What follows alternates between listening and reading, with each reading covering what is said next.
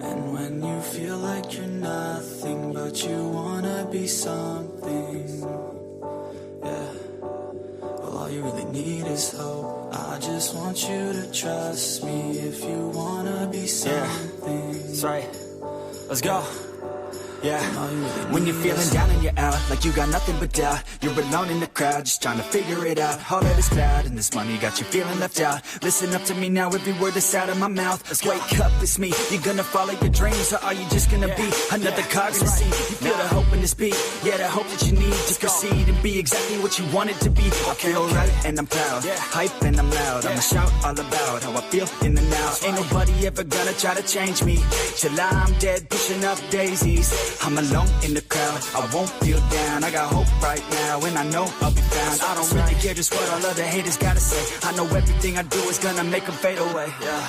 And when you feel like you're nothing, but you wanna be something, yeah, well, all you really need is hope. I just want you to trust me if you wanna be something, yeah, then all you really need is hope. Take a look in the mirror, are you seeing some fear? You hear the voice in your ear, can you start to see clear? Are the bad thoughts near? Or can you be where your feet are, when you stand right here and say no? I'm never gonna give up, I'm never gonna slow. The one that doesn't give up, never loses to a foe. The one that could show to myself I could go all the way to the top, can't stop. I'm a soldier, always closer till it's over. Older, but I'm bolder, moving forward, older, never slower. Good to know ya, don't go make me drop my shoulder. Hi, everyone. How are you guys today? It's so good to see everybody. Thank you so much for coming out. If you were just coming in, make sure you hit the like button and comment on the live streams after the video. Subscribe if you're not subscribed already. All of those things help the channel grow, help other people see different types of cases, and follow the true crime community. It's good to be back. Hi, B. Tim. How are you? Hi, Bluefish. Pleads not guilty to what? He is pleading not guilty to the kidnapping of 13-year-old Wynter Wagoner. Let me turn this music the rest of the way off. And so he is pleading not guilty to these crimes that he is being accused of. We'll go more into detail about that. But 13-year-old Wynter Wagoner was missing in Kentucky for 73 days before she was located safe after calling some family members. And they found her. They brought her home, and this man was arrested in Maryland and extradited now to Kentucky. So we're going to go into all those details. But first, let's let everybody get in here because I once again just kind of popped live and did not notify anybody in advance. So hi, Libby Creations. Hey, everybody loved my Sleuth Mom cup. I used it on New Year's Eve at the get together that I went to hold my energy drinks that I was drinking. I was trying to think of the word. It was holding my energy drinks, and everybody was like in love with it. So I referenced them over to your website. I'm not sure if it's still kind of up and running or what you got going on. So more than one crime at Bluefish. I'm thinking it's probably going to be more than one crime at some point. The investigation is ongoing. We do have the full press conference to watch. I will tell you guys in advance that the press conference itself has very, very bad quality whenever it's starting out. However, we'll see how that goes. Also, just in case you guys did not notice, we have the stream going kind of dual right now. I'm trying out this whole vertical live stream thing so that people who are watching from their phones get the video kind of fit to their screen. I'm not sure how I feel about it right now because I was kind of glancing at my phone to see how it's formatting. And I'm not sure how I'm feeling about it because it kind of just cuts off a lot of the graphics. But we will see what happens whenever I start showing the press conferences and things like that. I'm not sure if I'm going to have to figure out a different way to fit the images to the screen so that it looks better on those vertical streams. But we'll deal with that kind of as we go. My hope is to upload also to TikTok and start really just building all of the channels back up. A lot of you guys have followed me and know that at one point I was working on building all of the different sites, and then kind of life went crazy. Um, with different medical things for my kids and just busy at work and things like that, and kind of fell off. And so we're getting back into everything slowly but surely, just going to start trying to rebuild the Sleuth family. So if you guys are coming in and you're not a member of the Sleuth family already, consider joining the Sleuth family. We'd love to have you here. We are a nice little close knit community that has been together for the last 5 years now that we have been streaming and things like that. A lot of us have gotten very close over the years and are around been around for a while. See, Sleuth family, 47 months. Thank you so much, B Tim, for all of your support over the years. I truly do appreciate it. Hi, Ramblin' Rome. Good to see you. Good to see you. Did Wynter get lured in from Discord? So I am hearing different types of online sites. This was an online relationship that did develop. He did take her out of state originally to Florida and then took her to Maryland. So it'll be interesting. Hi, BC. Good to see you. Good to see you. So, okay, so let's go ahead and get into all of the deets, right? Where are we at?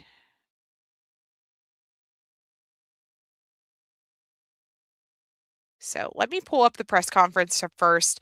I think that the press conference is a little bit enlightening. Like I said, they have horrible quality. It is not on my end. This is unfortunately the press conference itself that must have had bad service, is my guess, whenever they were actually recording it. And so you'll see, like, there's going to be flashes on the screen. It's also going to have like these green lines and things of that nature. There is nothing I can do about it. Closed captioned is on though for those of you guys who are, let's see, for those of you guys who may need closed captioned, but I will also audio boost everything as well as we're going. So if you need closed captions, the CC in the top corner. With that being said, it also does put me about a minute behind you guys in the live chat. So it does take me just a second to be able to see what you guys are actually typing, but it's worth it to me so that people who need to utilize closed captions are able to do so. So let me go ahead and pull this up. BC, 39 months. Thank you so much for being here all this time. You have been very important to the community with all of the help that you have given over the years. You, Seal, Bushes, Ramblin' Rome, B Tim. We have this little crew that has just all been together since the beginning, pretty much, and I love each and every one of you guys. So here we go. And thankful for the opportunity that we've had to work with them, the efforts that they've made as well. I'm going to ask you before we begin to bow together with me for prayer. It does get better volume-wise in just a second. Father, we're here just to thank you and to praise you for the He starts off freedom with when you prayer. return home. We know that ultimately that's your goal for all of us and all of them. So we thank you for allowing us to work and to be a part of this process, knowing ultimately by your grace and by your love, we are here and Wynter is home. We thank you for your love and your grace in Jesus' name. Amen. We're here today to express our appreciation to the many agencies and officers, offices, and individuals united to work for about 24 hours a day, 7 days a week, 70 plus days to help bring a missing child home. It gets better. This I is a promise. good day. It gets better in just a second. A success and a life and a family restored. Oh, and it's not going to let me looking pause it. forward to what the days ahead bring. You hear a whole lot about the division within our country, and negative things tend to get a lot of airtime. Hold on.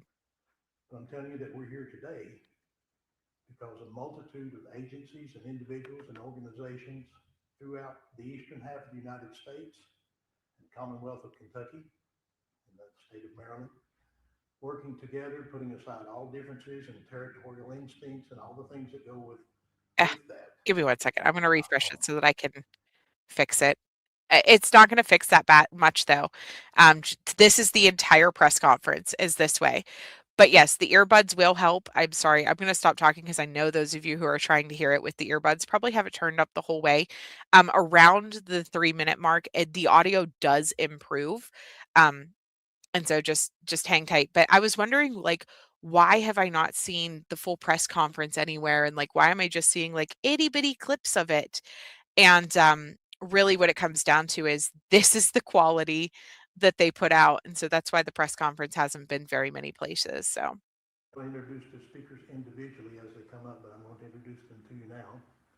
We will be hearing from Jeremy Honecker, who is the U.S. District Marshal for the Eastern Kentucky. You'll also hear from Deputy U.S. Marshal Collier Phillips. And ultimately, you will hear from Karen Kelly, who is the Chief of Staff for Congressman Hal Rogers' office. I'm going to take just a moment, and I apologize if we've overlooked anyone. I promise you it was unintentional. But just an individual thanks to the United States Marshals Service, the FBI, the London office, the Office of Congressman Rogers, Rockcastle County Attorney's Office. Special mention to Deputy Sam Brock, who is our Chief Deputy and Detective, and Deputy Dustin Saylor, who both worked tirelessly on this case and with all of the agencies that are involved. We also like to thank the Laurel County Sheriff's Office, Knox County Sheriff's Office, our County Judge's Office, our court security officers, our administrative staff, the Madison County Sheriff's Office, the Jackson County Sheriff's Office, Scott County Sheriff's Office, the Richmond Police Department, and the Montgomery County, Maryland Police Department. Also the Mount Vernon Police Department and all of our volunteer fire departments here within the county, the Rockcastle County Constables, the Rockcastle County Board of Education, the Commonwealth of Kentucky Cabinet for Families and Children, and the National Center for Exploited and Missing Children. Thousands of civilian volunteers and people who called and cared and prayed. You made the difference. Each person doing their part. The Bible says that it's a wonderful thing for good and pleasant for the brothers to dwell together in unity. And, kids don't always play well together, and neither do adults. But in this case, lots of people from lots of diverse areas united, made a conscious, committed effort to find this young lady and bring her home safe. And again, it's just a good day. So without further ado, I will turn the podium over to Deputy Marshal Jeremy Honecker.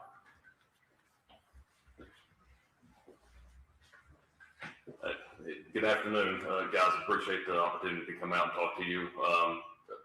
Thank God for the family and being able to have a positive outcome. I mentioned to him a little bit earlier. It seems like this could have went a completely different wrong way, and we thank them for their continued prayers for you guys for getting her on television and the news to be able to bring that message that I honestly believe was probably one of the reasons that had the ability for her to make those phone calls. The collaboration, you heard him talk about a bunch of law enforcement agencies all across the country.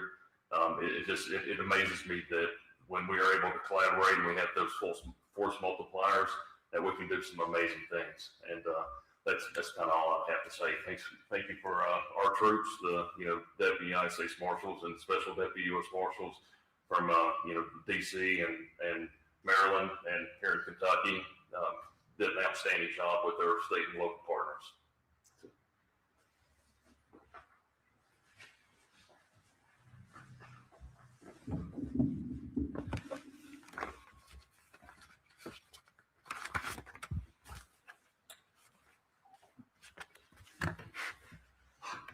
Good afternoon. My name is Collier Phillips. I'm a Deputy United States Marshal with the United States Marshal Service. I'm currently assigned to the Eastern District of Kentucky, London office, where I'm a team leader on the Central Kentucky Fugitive Task Force. The London office covers 14 counties here within southeastern Kentucky, but Central Kentucky Fugitive Task Force covers 63 counties throughout the Commonwealth. Since 1789, the United States Marshal Service has been the lead agency for apprehending local, state, and federal violent fugitives around the world.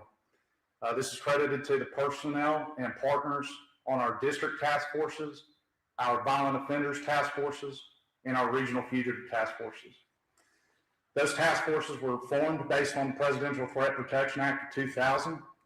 And in 2025, the USMS arrested over 70,000 people, including one we're going to talk about today.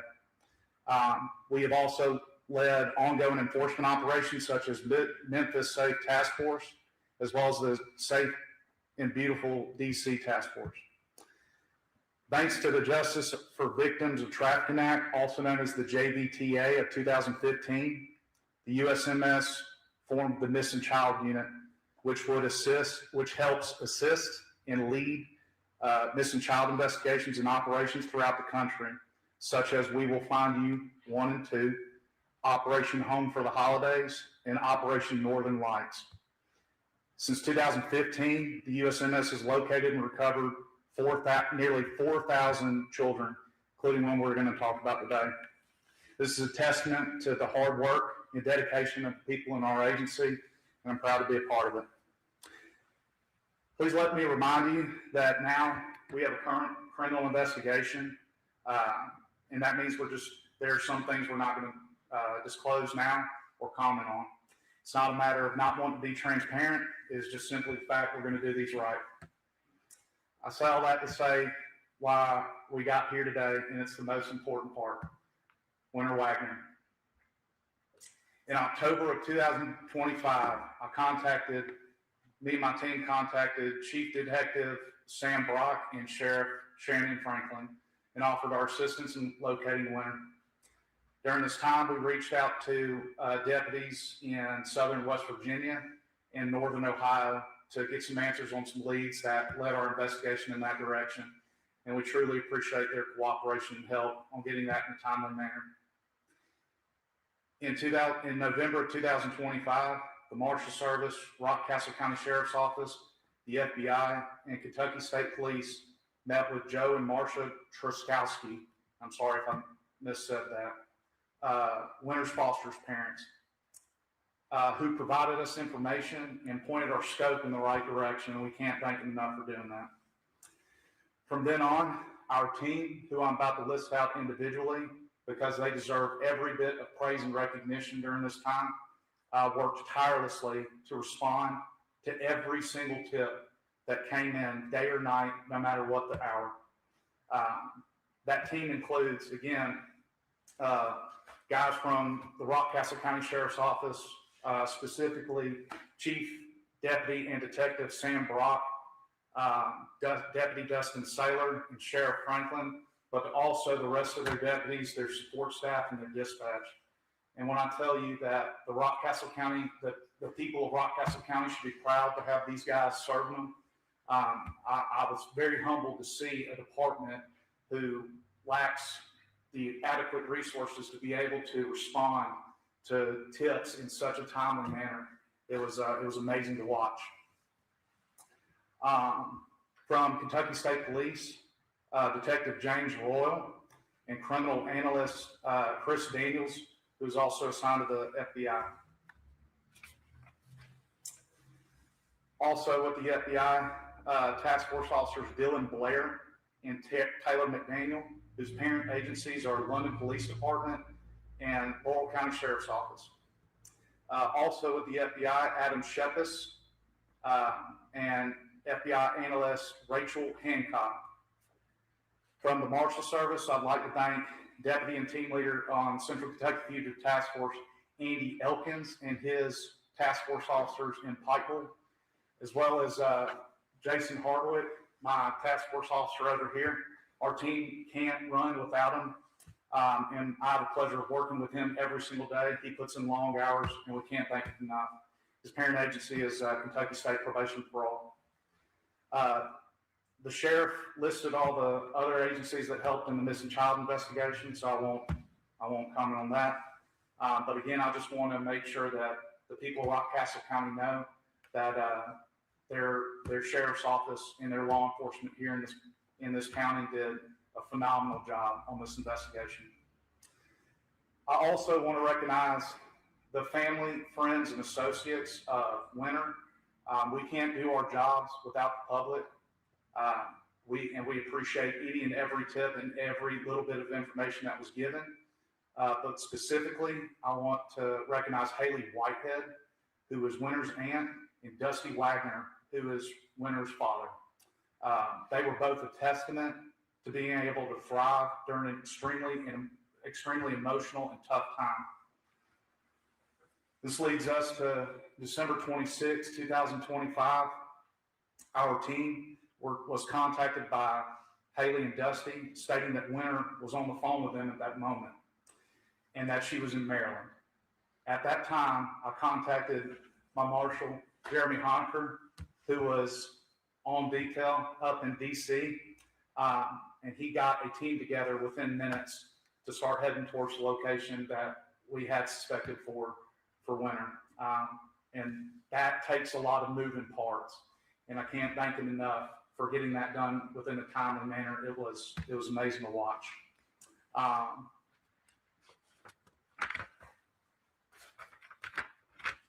Marshal Honecker was able to assemble a team from the Marshal Service, DC Superior Court Missing Child Unit, the Capital Area Regional Fugitive Task Force, and senior inspectors from other regional fugitive task forces that were also assigned to the detail. They were able to link up with Montgomery County police officers, Maryland, who also had received a call in reference to Wynter. At approximately 6 p.m. Eastern Standard Time, the team arrived at the house on the 12,000 block of Dalewood Drive in Silver Spring, Maryland. At that time, Wynter was located, recovered safe and sound, which was our primary mission from the get-go. The team that responded and recovered her from that residence did an absolutely outstanding job with top-notch professionalism, and I'm going to circle back to them later. The team was also directed to a 37-year-old male who was later identified as Christian Delgado. Before I speak on the circumstances of his arrest, I want to make a notion again that Sheriff Franklin also spoke on. In order to do things right in our realm, not just right, but the right way the first time during a very complex and dynamic situation, it takes time and there's a lot of moving parts. It takes time to gather probable cause. It takes time to apply for and be granted an arrest warrant. It takes time to talk to the right people to get those things done. And it especially takes time when you have officers from 4 different states, several different agencies trying to get that done. Sorry, I lost my spot. That collaboration between the boots on the ground in Maryland and DC and our team in Kentucky was a testament on how to get that job done the right way, flawlessly. The patience that everyone showed with each other during that, again, dynamic and complex situation was humbling, to say the least. No one cared about a headline. No one cared about jurisdiction. Everyone cared about doing the right thing the right way. With that being said, again, just can't say enough about Detective Sam Brock and Sheriff Shannon, but Sam Brock was able to present probable cause based on the information relayed real time from the Marshal Service and Montgomery County PD personnel to get an arrest warrant for Delgado for kidnapping of a minor. We're not going to comment on the circumstances of those cases, yes, because it is an ongoing criminal investigation. Delgado was taken into custody on scene by the U.S. Marshals and Montgomery County Police Department without incident. He was then transported to Montgomery County Police Department facility later that night. Let me now recognize the guys and girls that were on the ground at the time in Maryland. That is Deputy U.S. Marshal Sam Lee, who is with the DC Superior Court Missing Child Unit, Deputy Jaron Arrington, senior inspectors from all over the country, Aaron Rodenzer, David Younglis, Joshua Gowdy, Chris Vitelli, and Preston Davies, as well as Supervisory Deputy U.S. Marshal Felix Carrion, and again, Marshal Honecker. who's back here behind me. From the Montgomery County Police Department, officers, detectives, and personnel, Laura McDonald, Nicholas Mohart, Corporal Amir Jabiri, Sergeant Michelle Barger, Sergeant Garcia, Detective Daniel Gomez, and a big thank you to Chief Mark Yamada. His crew is absolutely professional and awesome to work with. And I know, just like the sheriff said, I know there's people that I've forgotten. Please know that we are so thankful for your efforts, and we really appreciate your time. At this time, I'm pleased to announce that a federal detainer has been lodged on Christian Delgado for a federal complaint warrant that has been issued for his arrest. And I'd like to take a minute to recognize the Eastern District of Kentucky, United States Attorney's Office. I may be a little biased, but I can tell you we have the best United States Attorney's Office in the country here in the Eastern District, and I'll go to battle for that. They are phenomenal to work with, and they work day in, day out, no matter what hour, to make sure that our communities are safe and our children are safe at home. I can't say enough about them. So thank you to the U.S. Attorney's Office.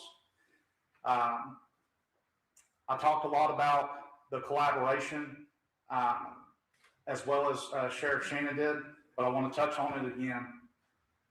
Here in southeastern Kentucky, it doesn't matter what badge you have. What matters is that we are a team. Doesn't matter what county, what city, what agency, we are a team. Not just the ones standing up here or in the back. It's every agency that operates in the Appalachian region of the United States. Day in, day out, we work together.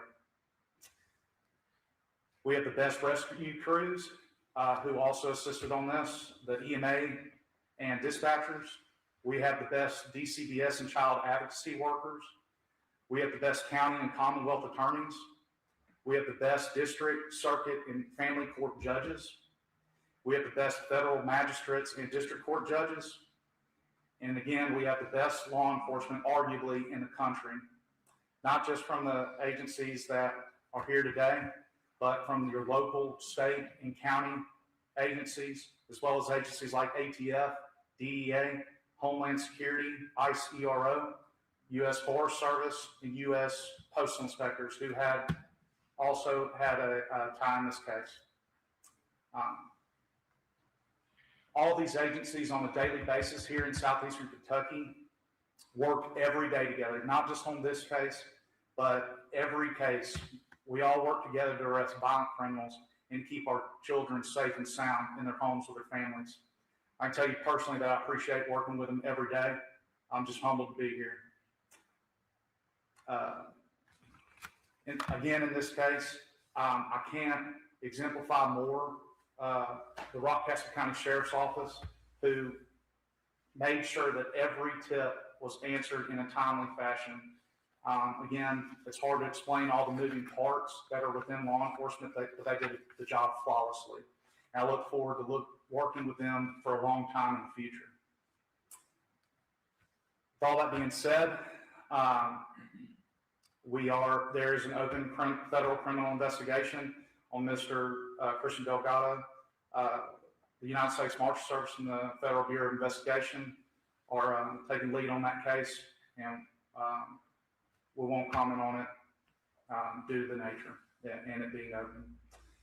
But because of that collaboration, I want to send a message out to the people of southeastern Kentucky and to anybody that plans on coming down here. Don't come down here and commit violent crime. Do not come down here and sell drugs. Do not come down here and commit crimes against our children. We will find you, we will arrest you, and we will make sure that you do your time in prison. We are very serious about our community and the safety and well-being of that, and we will work no matter when to make sure that we ensure that. So don't come down here with that mess. Thank you for your time. I appreciate you.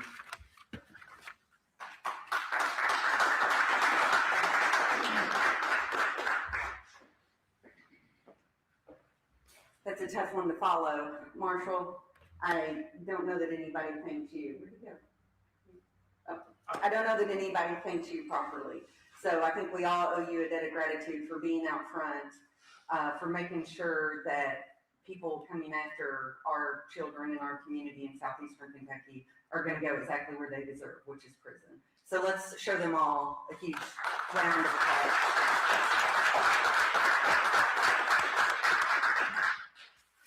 I'm just here to say thank you. Thank you to law enforcement. Thank you to everybody that had a part in this. Wynter's family reached out to our office. And it's really you have those moments that are a God thing. They reached out to our office about, I don't know, maybe a short period of time, a couple weeks or so, after John Walsh with the National Center for Missing and Exploited Children was in our office. And they asked if we could help. And the first thing that Congressman Rogers thought of, he looked at me and said, make sure you call John Walsh, because he shared his story of losing his child, Adam, years ago, before he founded the National Center. That's something Congressman Rogers has always supported, will continue to support. And as someone who works for him, and I'm able to see the support that he affords and gives law enforcement through the Department of Justice, he wants me to assure everybody that's going to continue. We know this could have ended differently, and we're very thankful that it didn't, but we know it didn't because of the heroes standing behind me and the ones that the Marshal talked about. And let us go to bed grateful, not only for living in the greatest country on earth, but let us go to bed thankful because of the peacemakers and those that make sure we have what we need in our communities to keep our kids safe. So thank you all very much.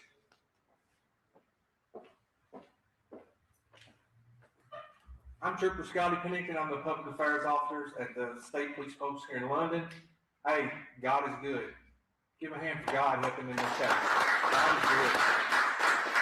Hey, I talked to Chief Deputy Brock numerous times on this case, and you know, the news media would call me and then call him and just back and forth. Thank you to the news media. You know, sometimes we get a little aggravated wearing us out on cases, but thank you all for keeping this case alive, because this case not only hit Kentucky, you know, it hit Eastern United States. And it took you all pushing that information out and us sharing it on Facebook. So sometimes I get aggravated with Facebook, but hey, Facebook was amazing and you all done an amazing job with this case. And with these guys' help and God and Wynter doing all the things together, it worked together to bring her home. Now I'll do a little educational tip on this. I know a little 10-year-old kid that just recently got a phone for Christmas. Just recently got a cell phone. 3 days later, already dealing with the dark side of that cell phone. Please, parents, be nosy with your children. Be nosy when they're playing somebody on their little Xbox or their PlayStation game and they're talking to them and maybe they're talking a little inappropriate. You don't know where that monster is hiding. That monster is on that Xbox. That monster is on that cell phone. So, please, parents, if I can give you any advice, and I'm a parent of 3, be nosy of what your children are doing. And give it another big round for this group back here, because they worked their tails off on this case.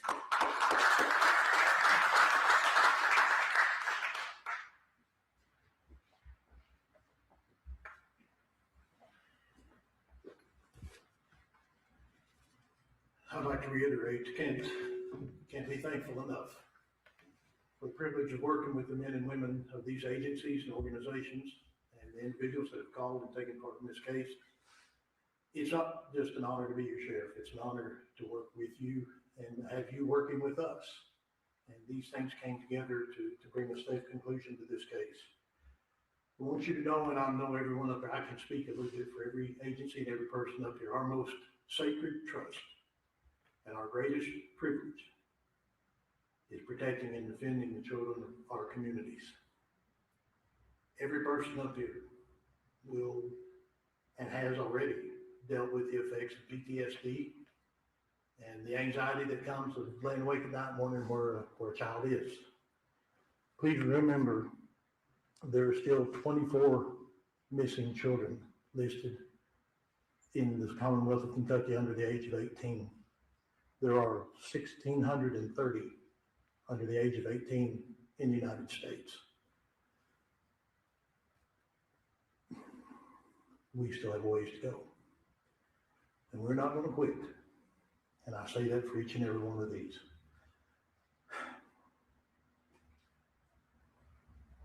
One other message to the parents and children of this community: we're here for you, and we're going to continue to be here for you.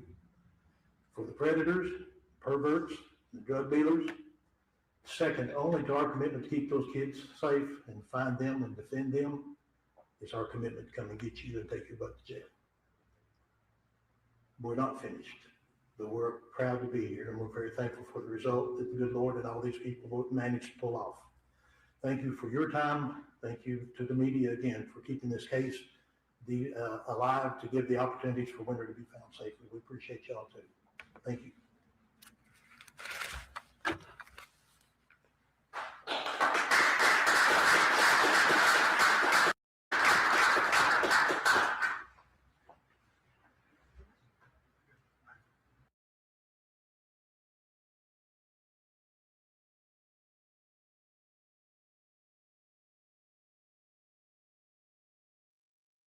Give everybody a second to turn down before I start talking. Yeah, they were in the Matrix. That video quality was just awful throughout the entire thing, but I'm glad that they did a full press conference update to be able to tell us some of the details about this man that had Wynter Wagoner. So there's been a lot of conflicting information about how she was found, because police did say that somebody had seen her with him, thought the relationship was inappropriate, and that they had notified authorities. And then we seen an article posted we kind of talked about on a previous live stream. If you guys didn't watch that, go back and check it out. But we had seen an article that said that her aunt had notified authorities. He also mentioned during this press conference that they had notified authorities.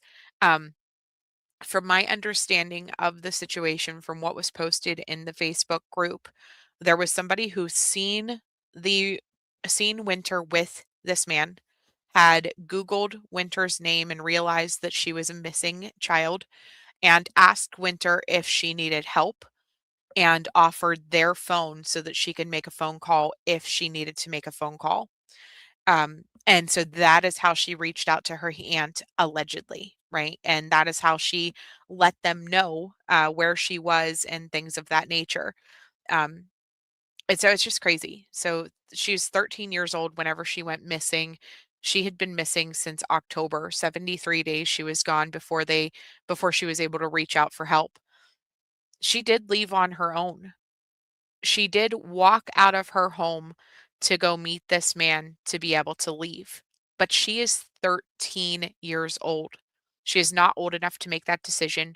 She is not wise enough to know the horrible things that can happen to her once she makes that decision. And she's also not old enough to be able to make the decision to travel back to her home once she's in that situation. And so we don't know the details yet of what exactly happened to her while she was gone, but in 73 days, I'm going to imagine that we are going to see more charges come up. Um, we don't know everything that took place, but we do know that he took her to Florida first, before then traveling with her to Maryland.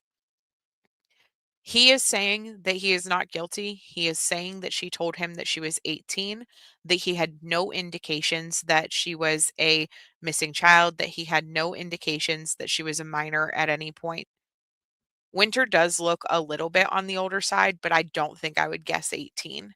Um, es- Especially not, I'm sure her behaviors, things of that nature, were not that of an 18-year-old. But right, poor kid, what she must have gone through. I don't blame a 13-year-old for being in this situation. Let me just make that clear. I don't think that she um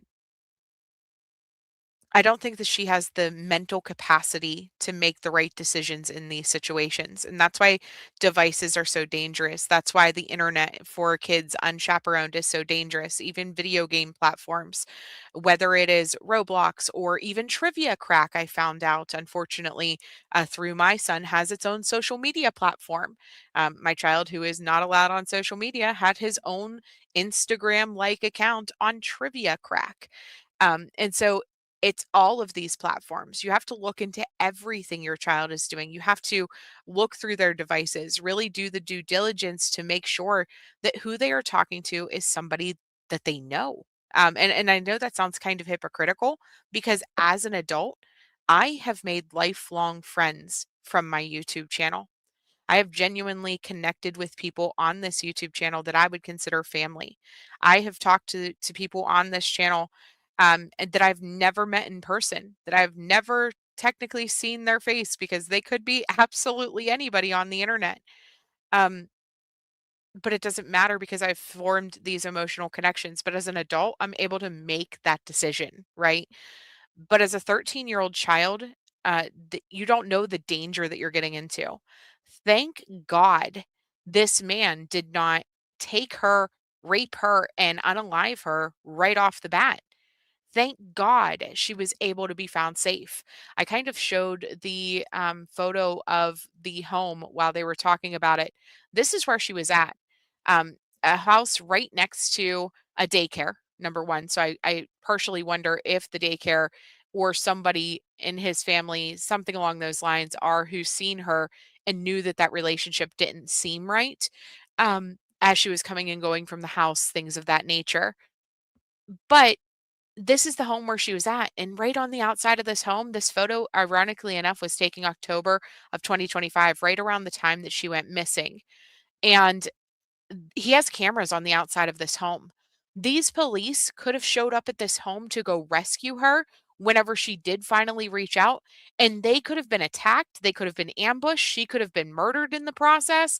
There are so many things that could have went horribly, horribly wrong that thank God didn't. They were able to rescue her and get her out of there safely. And it's just crazy. It's just crazy.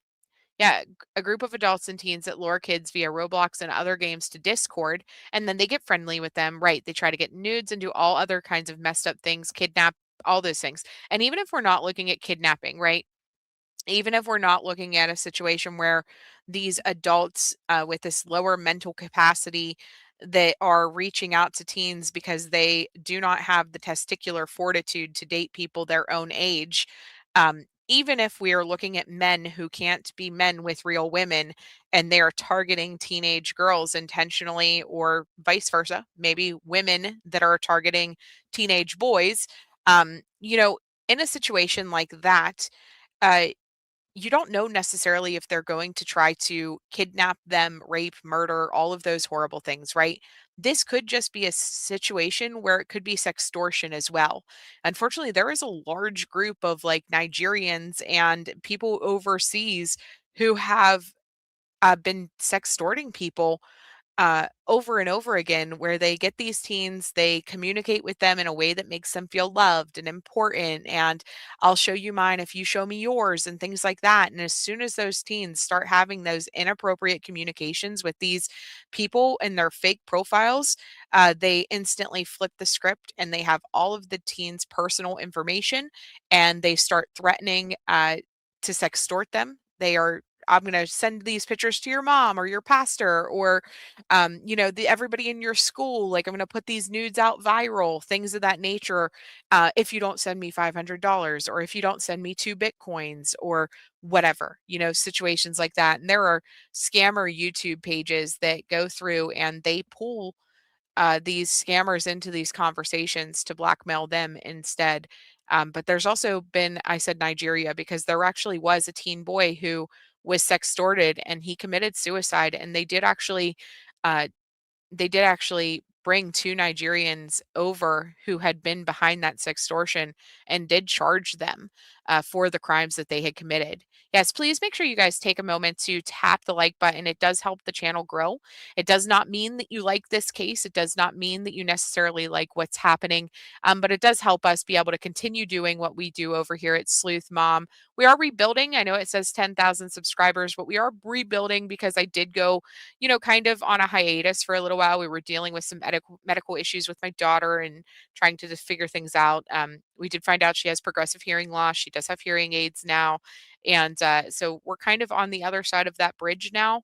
And hopefully we're going to be getting back into more regular streams as we get back into these cases and stuff like that. So take a moment, hit the like button, subscribe if you haven't already. We'd love to see you join our Sleuth family. Also, I did gift a few memberships during that thing. And thank you guys who have been here and have been members and not members. People who are regular subscribers, it makes a big, huge difference just being here, hitting the like button and watching the streams. We appreciate you guys. So this is him, though. This is Christian Delgado. This is the man who was accused of kidnapping Wynter Wagoner, and I'm going to go ahead and read this article to you and play this video. This is about his his court hearing that he just had yesterday during his arraignment in Kentucky. So I'm going to go ahead and play this. Missing 13-year-old was found safe in Maryland. 37-year-old Christian Delgado made his first court appearance today in Rockcastle County. He's accused of kidnapping Wynter Wagoner. Minutes after that hearing, several law enforcement agencies came together to discuss details of that case. WKYT's Maggie Rickerby was there. She has our top story, or the story that's new at 4.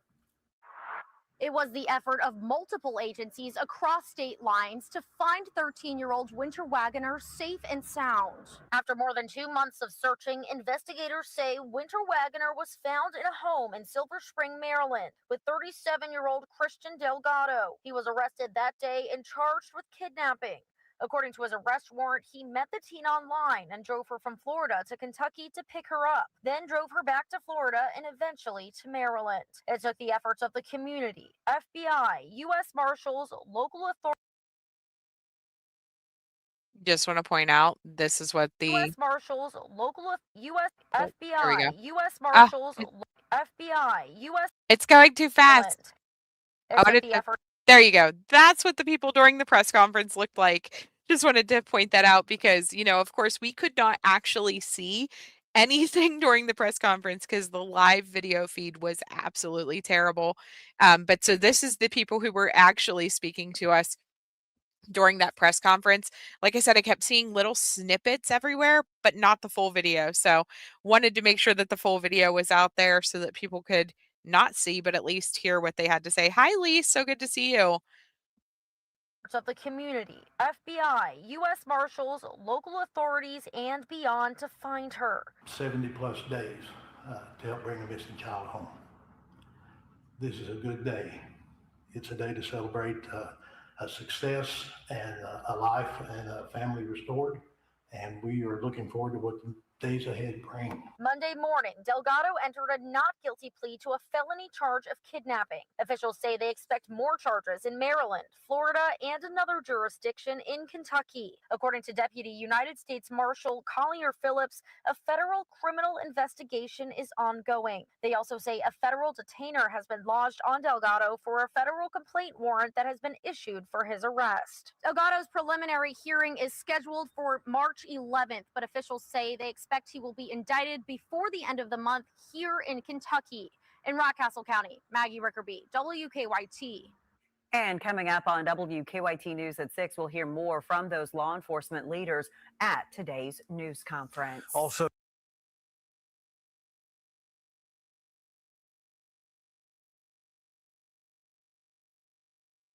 Okay, so there we are. So I just want to point out we are live 2 times. Somebody did just ask me in text message. We are live twice. One is a vertical stream, one is the regular horizontal stream. If you're not seeing people in the chat, they're likely on the opposite stream. So for example, if I show this message right now and you're not seeing that on your end, it's because they're on the other stream. So there are people kind of both places. I can set it so that we can show the comments on stage so that way you guys can see what people are saying on each stream. I just wasn't sure how that's going to affect the closed caption because that is available also. So I know, you would have never guessed that that's what you were looking at earlier. That video feed was terrible. It was just so bad. So I don't know. But I did want to show to you guys. So they mentioned the missing kids in Kentucky during that live stream. This shows 39. He said there was 24, I think is what he said, active cases. And so these are the missing children that are currently in Kentucky still missing.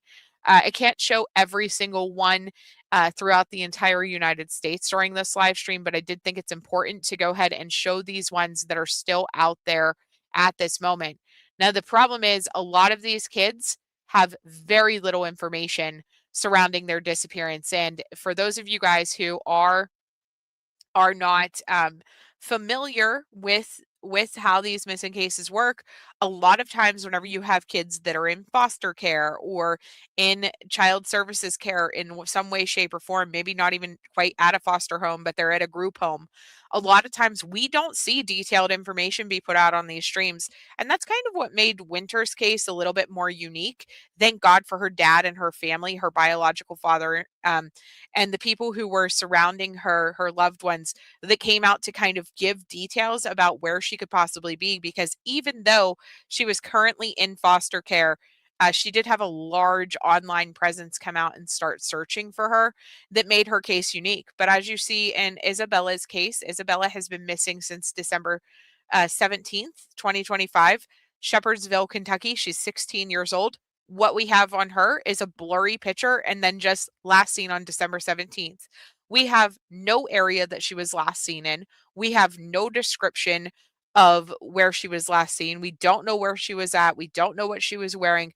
Very, very little information about that. And so it gets really frustrating with some of these missing kids because it's almost like you post a picture, you tell us that they're gone, but is there any actual effort to find these missing children? And it just makes me sick because here we are again. I'm going to say this name wrong, but Lamisha Garcia, she has been missing since December 1st. Again, no information whatsoever. Louisville, Kentucky, 16 years old at the time of her disappearance.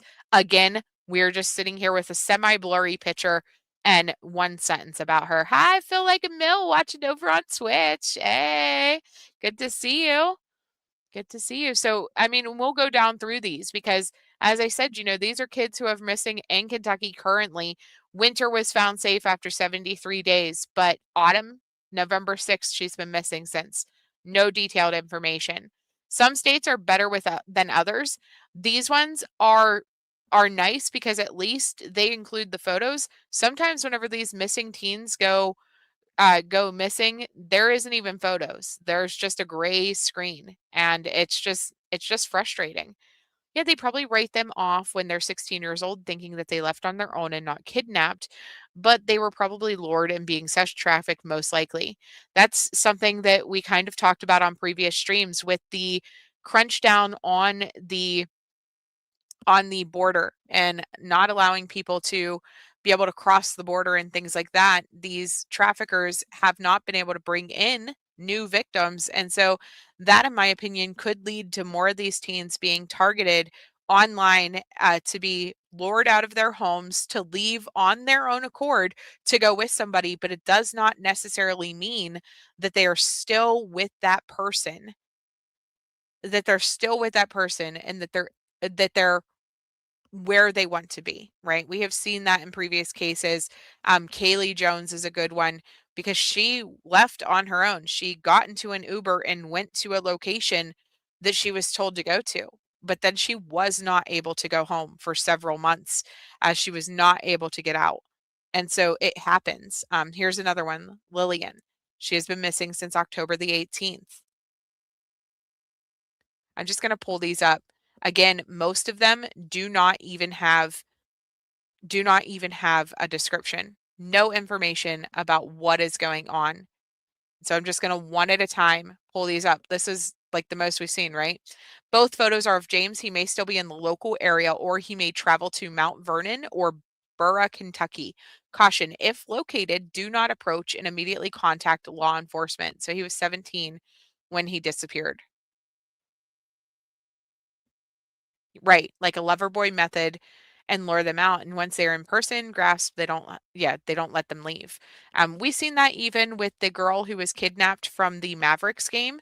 She fully was aware that she was walking out of that location with a grown adult man. She fully was aware that she was leaving with somebody that she shouldn't be leaving with.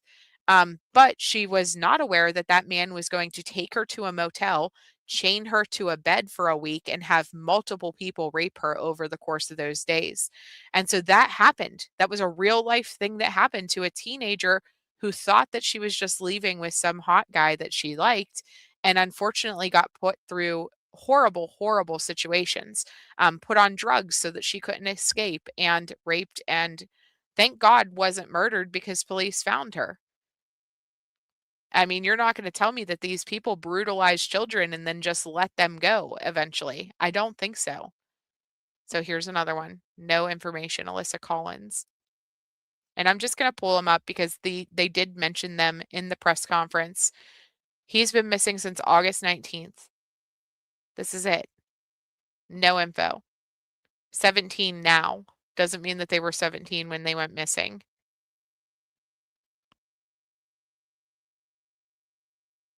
And unfortunately, whenever people see teens, a lot of times, I would say any child over the age of like 10 or 11 at this point, people just kind of like, oh, well, they're just a runaway.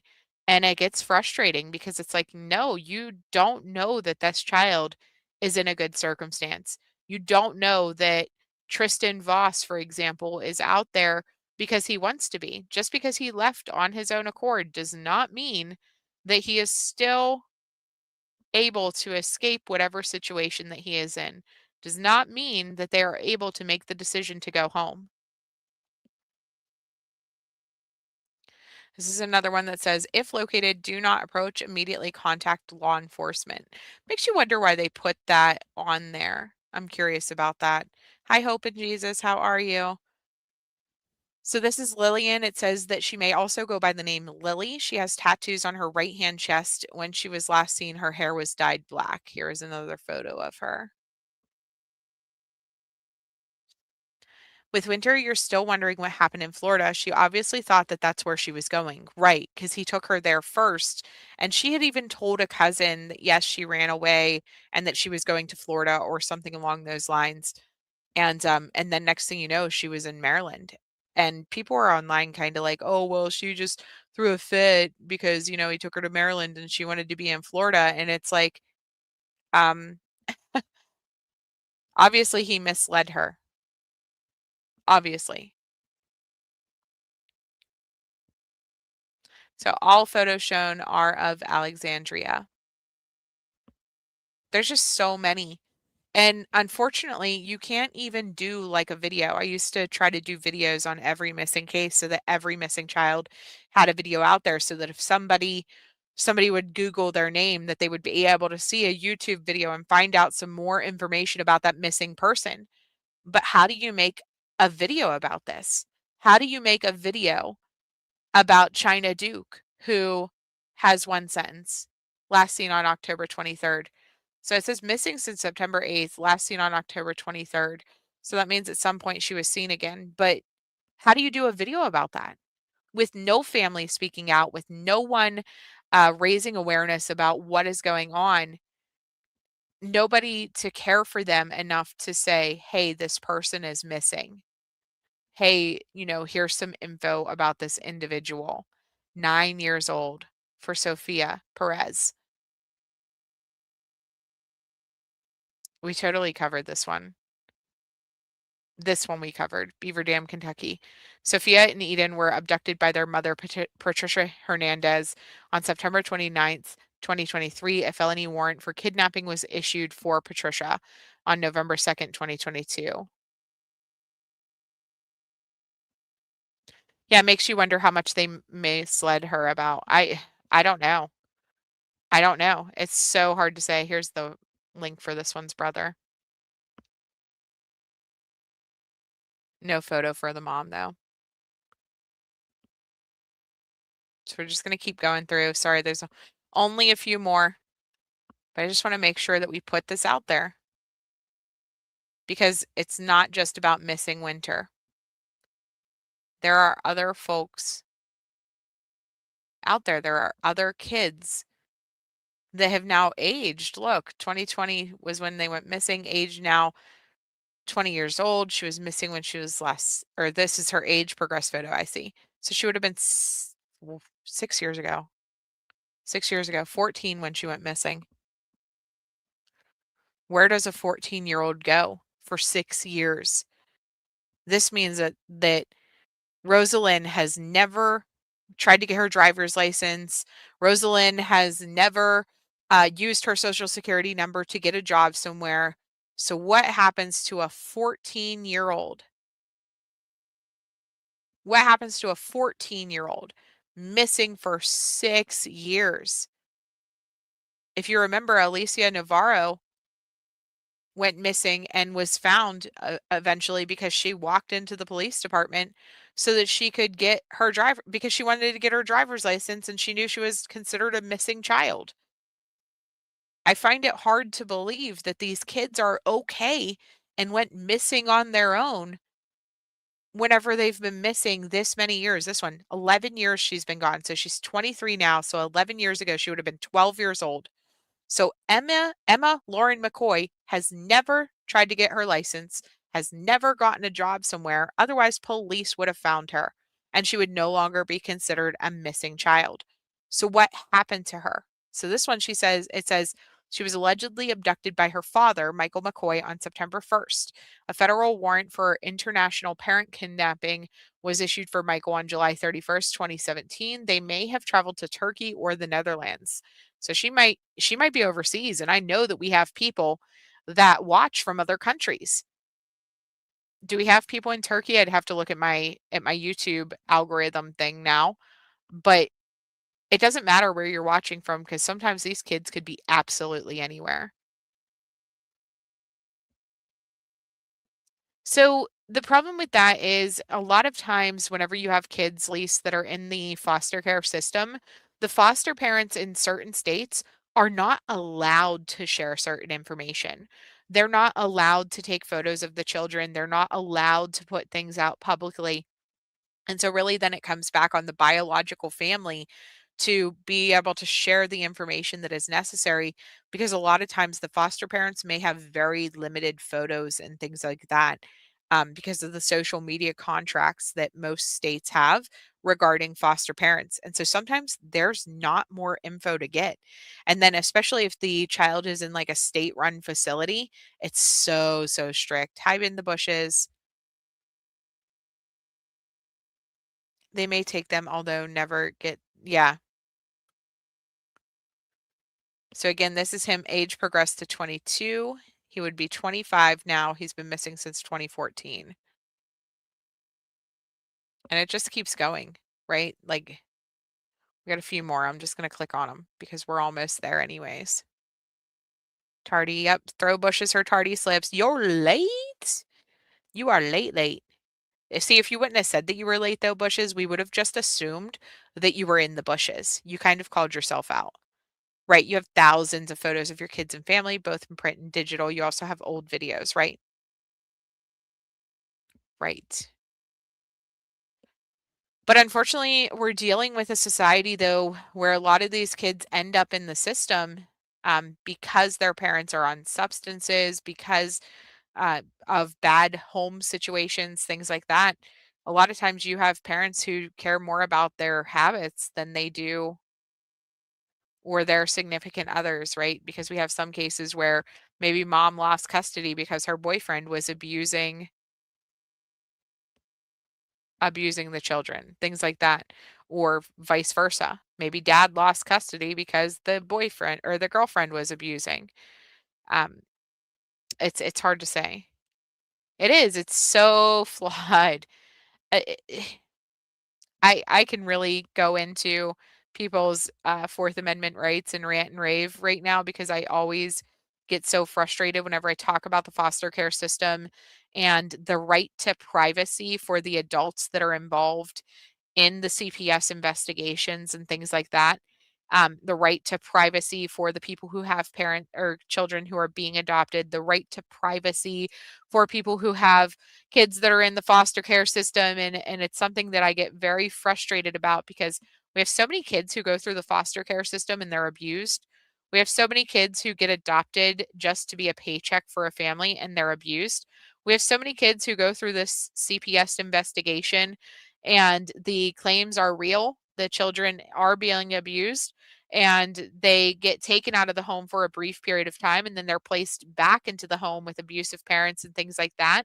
And because these investigations are so private, maybe their neighbor doesn't realize that that child's in danger. Maybe people don't realize that the person had lost custody X amount of times, right? We seen that in Oakley Carlson's case, where she was taken out of the home because her parents were abusing drugs, and they were uh, not good parents. And then after a certain period of time, she was placed back into home with no follow-up care, nobody checking up on her to make sure that her parents weren't still using drugs, nobody checking up on her to make sure that nobody was abusing her, no follow-up protocols whatsoever. And Oakley Carlson is believed to be deceased at this moment, and her parents are all both walking free.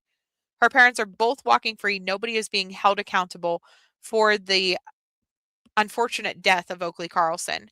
Same situation with Ariel Sellers, except for opposite, right? She was taken from her parents because of drug abuse. She was placed into a foster home of people who had been violent criminals. The stepfather was literally a convicted felon for violent criminal acts. Her adopted mother was literally a convicted criminal for drug substance abuse. And they took her out of a home where substance abuse allegedly was happening and placed her into a home with a violent criminal and a substance abuser. To people who were literally posting photos of themselves with stacks of cash and drugs all over the table. And within 6 weeks of her being inside of that home, her biological mother, who was trying to get clean, her biological mother, who was trying to fix her life in Hawaii, it's very, very hard. Within 6 weeks of her being in that home, her biological mother said that her child was being abused, called police multiple times. Witnesses had seen Ariel being punched in the face by her stepmother, literally seen her being punched in the face. Ariel was going to her visits with her mom that she was allowed to have and crying that she was starving, crying that she hadn't been fed, crying that Lehua would not feed her. Do you know how Ariel Sellers eventually died? She died from starvation and being suffocated. They were taking this child for years. She walked into social services with a broken leg that had not been treated, dragging her leg behind her on the day that the adoption was finalized. And the courts finalized the adoption, even though all of these claims were there, all of these claims of the abuse and things like that. And they gave custody of Ariel Sellers, aka Isabella Kalua, if you want to look it up.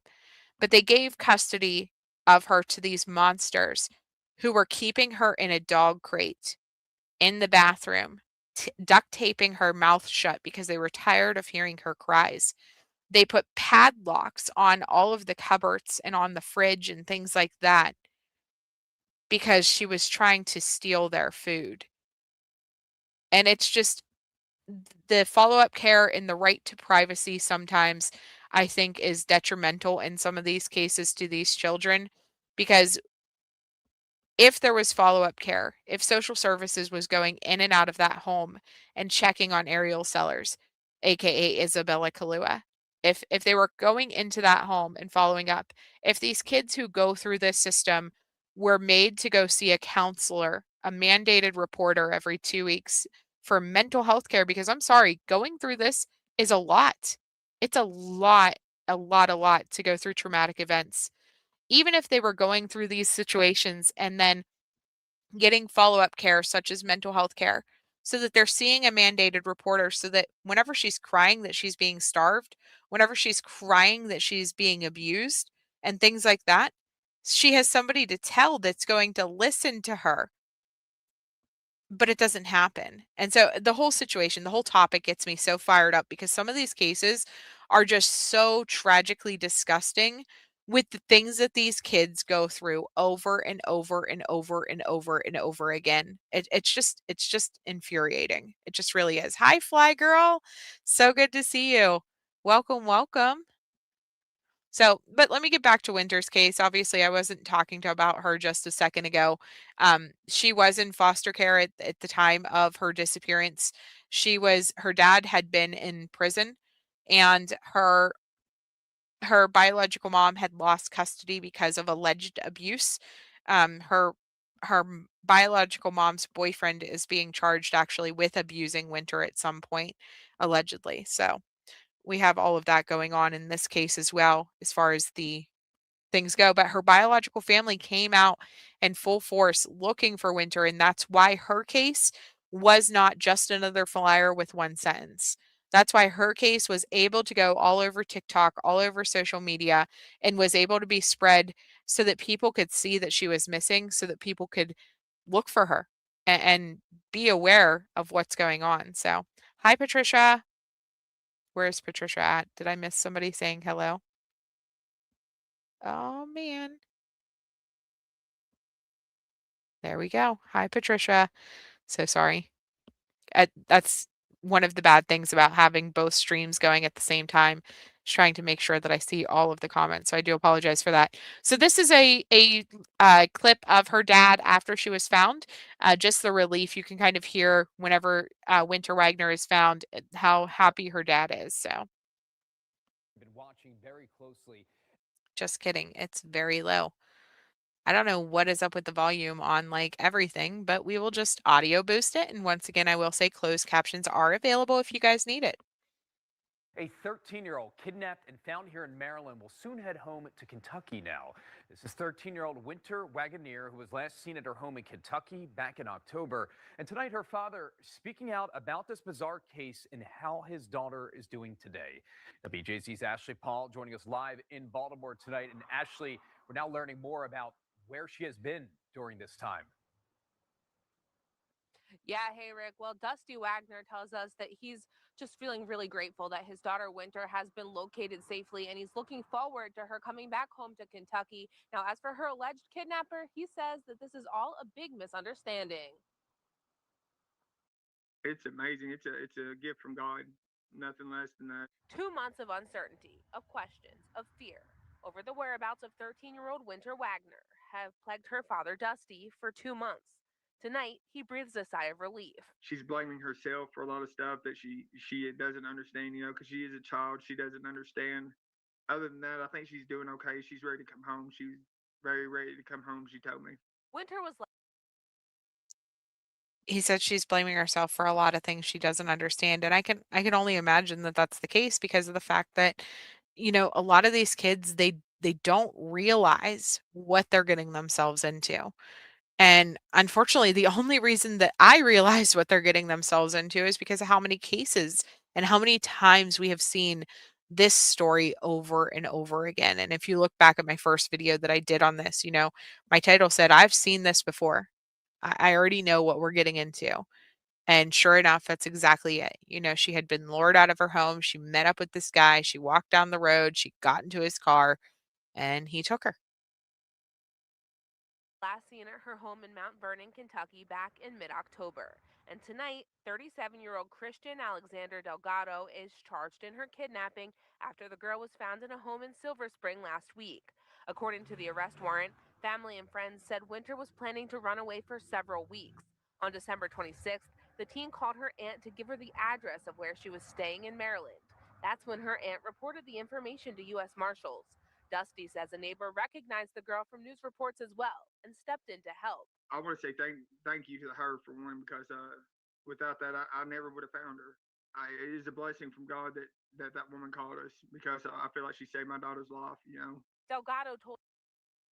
And so that's what I was saying earlier, that the lady next door, probably from the daycare, would be my guess, seen all of this and seen all of this and said that, she offered her phone. She offered her phone so that Wynter could call, so that Wynter could go home.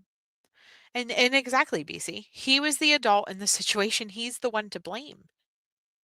I'm sorry, but if you even have a second guess about anything, that you're talking to somebody online and you're getting ready to go meet up with that person and you think that they could possibly be, on the younger side of things, he's claiming, he's swearing, I'm not guilty. She told me she was 18, blah, blah, blah, blah, blah. You never thought to ask for some type of verification of her age when she had to walk 2 miles down a back country road to be able to get out there to meet you? You couldn't just pick her up at her home? Why'd you have to sneak her out of the house? Why'd she have to sneak out of the house to come get you if she was 18 years old and allowed to leave on her own accord? If she was an adult and able to make her own decisions, sir, why did you have to go all shady and pick her up like that? Why'd she have to deactivate her social media accounts and not utilize her phone? Why'd she have to leave her devices at home? Why did all of those things happen if you allegedly thought she was 18? I'm sorry, but what actually took place does not add up to what you are saying, sir. Let me be up there to prosecute this case.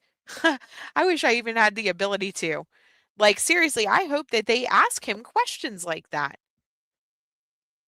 I would love it if he would take the stand. I would love to be able to, see them actually ask him, how does that make sense in your mind? Maybe, just maybe, if you are a old man, 37 is kind of, we're old. Sorry, guys. I'm 36. 37, we're getting up there. To talk to somebody that you think is 18, that's a little bit too far out of your age range. Maybe you should verify that she's not a 13-year-old girl. That's all I'm saying. Maybe ask for some type of proof that she's not a 13-year-old girl. Or a 13-year-old boy if it's going the other direction. Maybe look for some more verification outside of just, oh yeah, I'm 13, or I'm sorry, I'm 18. Giggle, giggle. Come get me. I'll sneak out. Like, what? She has to sneak out? She's still going to school? You're going to tell me he didn't know that she was still going to school daily?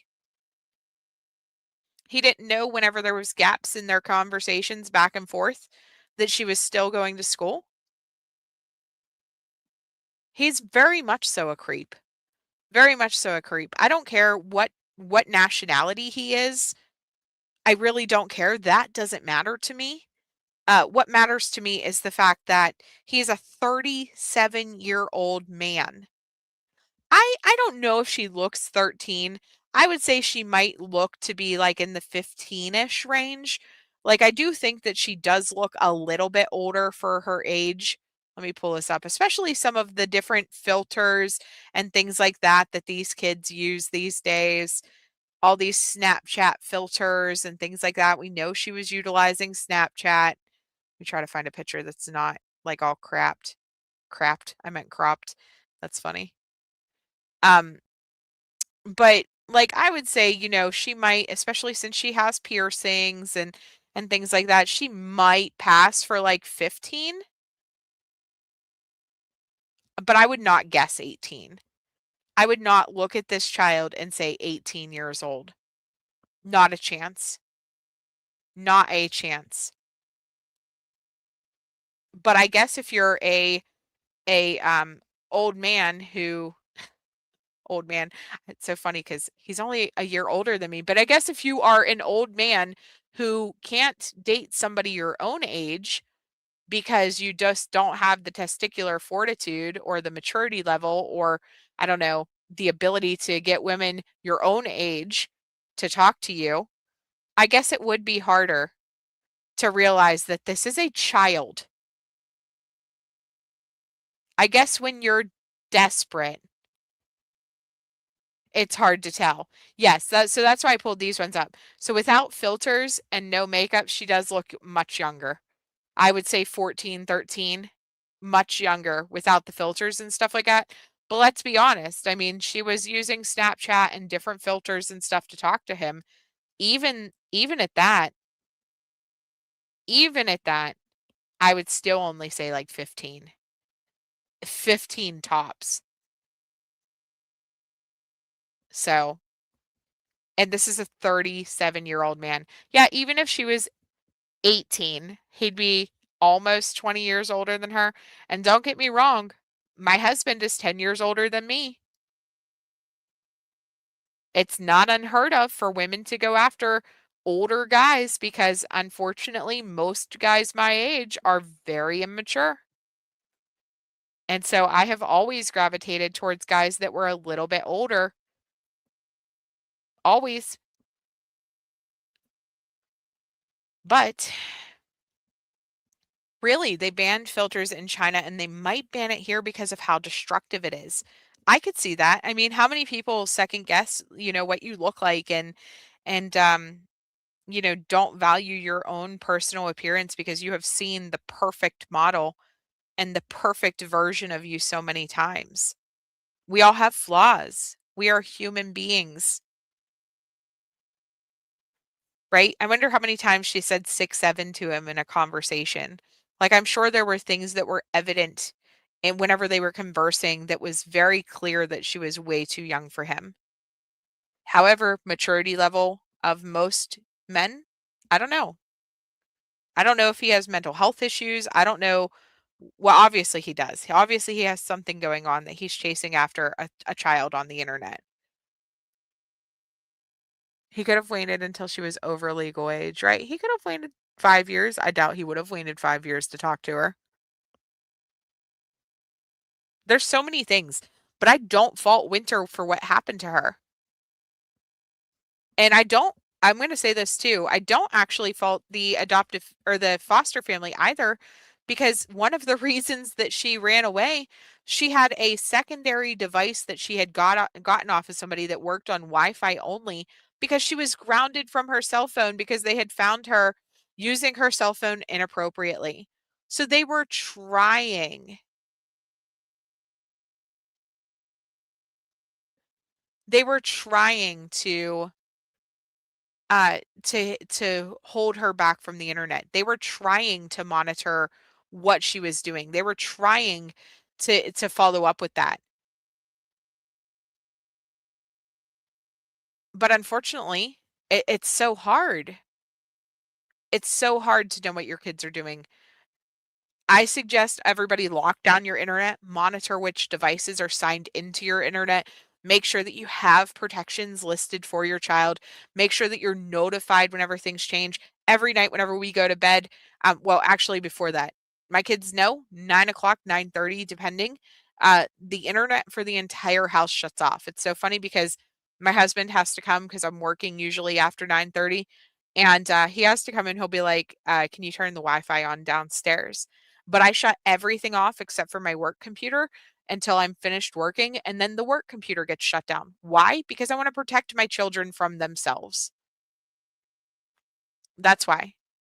Maybe I'm too much of a helicopter mom. Maybe I look too much into things, but I don't think so. I think that I'm being a parent, and I wish that more people would take the initiative to look into things. But I think the reality is there's a lot of people who do not know how dangerous this stuff is. There's a lot of people who do not realize how many grown men your child is talking to, who do not realize how many grown adults, I shouldn't just say men, because there are women predators out there too, in alarming numbers lately. We are seeing more and more women predators out there, but there are alarming amounts of people who are on the internet who are not who they say they are, and they are targeting your child, period. So I don't fault her for what happened to her. This guy's a monster. Or I don't know. Maybe not so much a monster. Maybe he just doesn't, like I said, have the testicular fortitude to handle a real woman. They're a 67 vertical mode donor sticker. I don't even know what that is. There's a donor sticker. How do I even look at that? I'm too old to use the vertical side of things.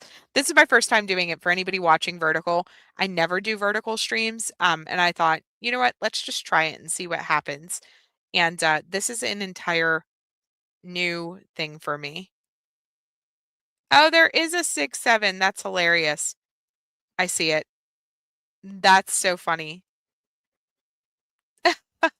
Well, thank you so much, B-Tim, for the 6-7.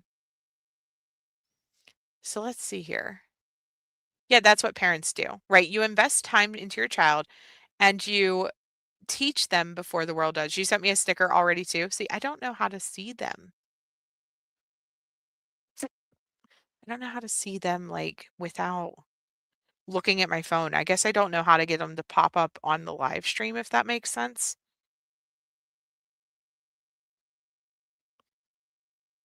I'm gonna have to like explore that.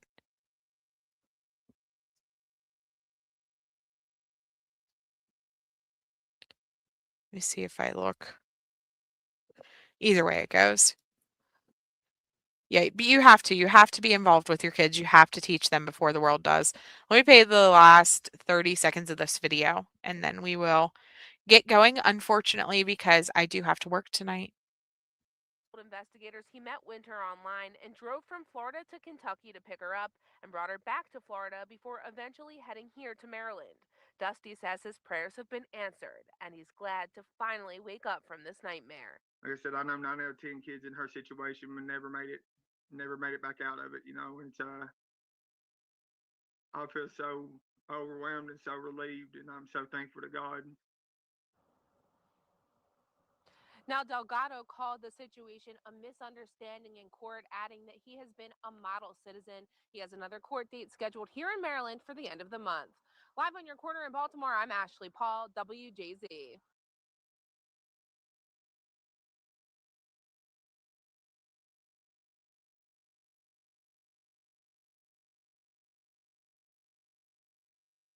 So that was an older video from a few days ago whenever she was actually found. Let me do it like this.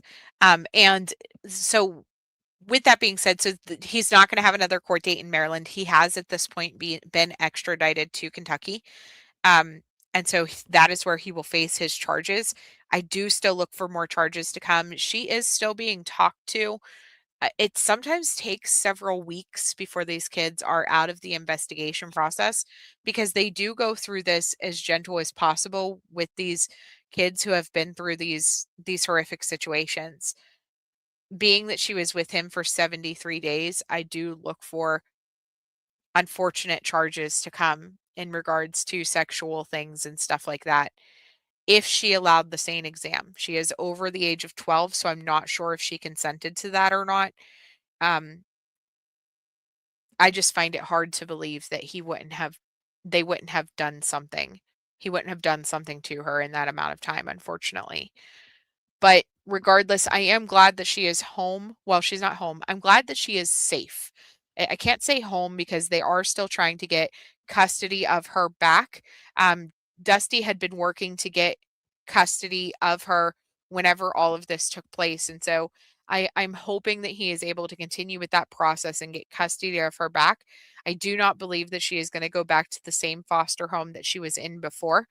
They will likely place her somewhere else if they place her at all. This is sometimes something that will keep her like in a detention type center or in a group home type situation until they can get her placed back with her family sometimes, because of the fact that she did quote unquote run away, right? She did willingly leave her home and go with somebody. And so it did turn into kidnapping. He did take her across state lines and things of that nature, which makes those charges much more serious.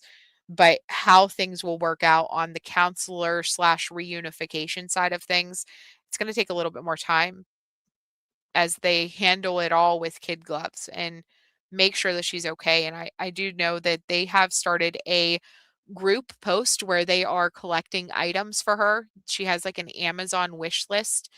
I'm not sure who created the Amazon wish list for her, but they are getting different items for her so that whenever she comes back, that they can give her items and show her how much the community cares and loves her, and how much, she was missed while she was gone.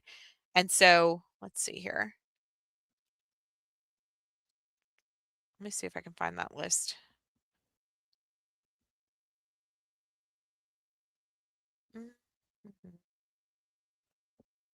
Maybe. They did turn her Facebook group into like a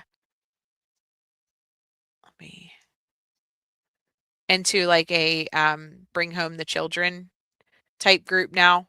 Wynter's Watch says, now that Wynter has been located, the fight is not over. We will continue advocating for meaningful legislation changes so that no child never ever goes missing without immediate alerts, communication, and accountability going forward. This group will also be used to spread awareness for other missing children. Helping families and keeping their loved ones visible brings them home faster. So thank you for every single person who refused to let Wynter be forgotten. And we're going to continue to not let her be forgotten. We're going to continue to follow Christian Delgado's case. I am more so going to start using just his names and pictures in the titles. I do still have her name there until people get more familiar with his situation. But we are looking at a situation where she's not going to want to see these videos of herself at some point. She is not going to want to have to relive this every single day. And so it probably about a month I will remove her name completely from YouTube on my end. I know not everybody does that, but we try to protect these kids and their futures whenever they are at this age range. So, but yeah, so this is all these different kids that have gone missing and that have been found, a lot of them over the last couple days. Let me see if I can find I don't know. If I find it though, I will put it in the description of this video for the list of items that they are. If anybody wants to purchase anything, this is a no pressure situation. You do not have to purchase Wynter items to let her know she's cared about. I'm sure commenting on the videos, commenting on the Facebook page, just sending your thoughts and loves that way, praying for her recovery, for how she heals from this entire situation. All of that would be completely valid ways to respond to this. You do not have to send her items to show her that you care.